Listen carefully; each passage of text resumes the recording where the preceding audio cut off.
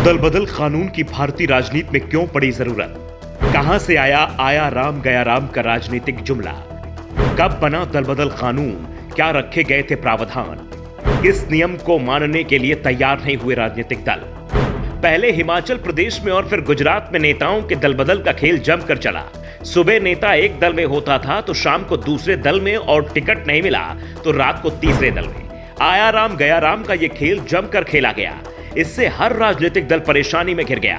आया राम गया राम के इस खेल के चलते राजनीतिक दल अंतिम समय पर अपने उम्मीदवारों के नामों का ऐलान करने लगे हैं, जिस कारण से उम्मीदवारों को चुनाव प्रचार करने में समय कम मिल पाता है और चुनाव परिणाम फेवर में नहीं आता है तो दोषी देरी से मिले टिकट पर सारा फोड़ दिया जाता है। देश में दल बदल का इतिहास पुराना है, लेकिन क्या आपको पता है कि आया राम गया राम का शब्द देश की राजनीति में कहां से आया? दरअसल आज जिस तरह से दल बदल का खेल होता है, करीब 50 साल पहले इससे भी ज्यादा तेजी से नेता दल बदल करते थे। उस समय दल बदल कानून भी नहीं था। ऐसे में सांसद विधायक कभी भी राजनीतिक दल छोड़ देते थे और किसी दूसरी पार्टी में शामिल हो जाते थे। हरियाणा में तो एक विधायक ने 9 घंटे में ही 3 बार 4 पार्टियां बदल दी और दल बदल का यह खेल इसके बाद भी नहीं रोका गया।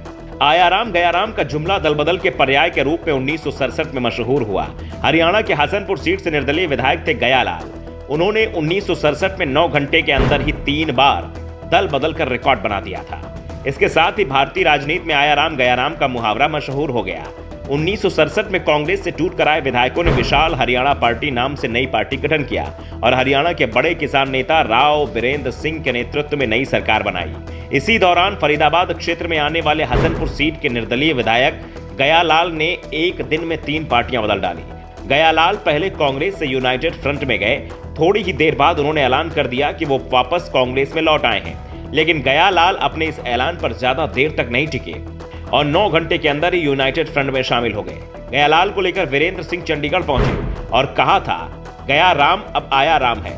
1967 में एक ही दिन में 3 बार दल बदलने के बाद भी गया राम के दल बदलने का खेल रुका नहीं। 1982 में आखिरी चुनाव लड़ने तक वो लगातार दल बदलते रहे। यूनाइटेड फ्रंट के बाद गयालाल का अगला ठिकाना आर्य सभा रही। 2 साल बाद उन्होंने चरण सिंह के नेतृत्व वाले लोकदल में अपना ठिकाना खोज लिया। इसके बाद गया राम जनता पार्टी में शामिल हो गए। 1977 में जनता पार्टी के टिकट पर चुनाव लड़ा और जीत भी गए। यह अंतिम चुनाव था जब गयालाल विधानसभा में पहुंचे थे। इसके बाद फिर वो चुनाव नहीं जीत पाए। गयालाल ने अपना अंतिम चुनाव 1982 में निर्दलीय उम्मीदवार के रूप में लड़ा था। इस चुनाव में उन्हें हार का सामना करना पड़ा था। 2009 में गयालाल का निधन हो गया, यानी गयालाल ने अपना पहला और अंतिम चुनाव निर्दलीय लड़ा, लेकिन इस बीच उन्होंने इतनी बार दल बदले कि उनका नाम इतिहास के किताब में दर्ज हो गया। दल बदल को रोकने के लिए 1985 में राजीव गांधी के नेतृत्व वाली केंद्र सरकार ने संसद से कानून पास कराया, जिससे नेताओं के दल बदल को रोकने पर रोक लगाई जा सके। इसमें प्रावधान किया गया था, किसी भी राजनीतिक दल में दल बदल को तभी मान्यता दी जाएगी जब उसकी कुल संख्या का 1/3 से ज्यादा प्रतिनिधि दल बदल करे। 1/3 से कम संख्या होने पर दल बदलने वाले सांसद और विधायकों को अयोग्य घोषित करने का प्रावधान किया गया था।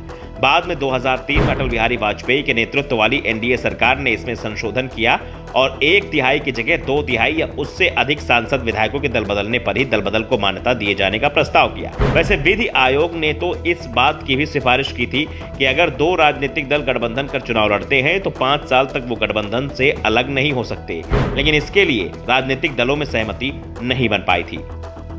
Bureau report, the Navdarpan news.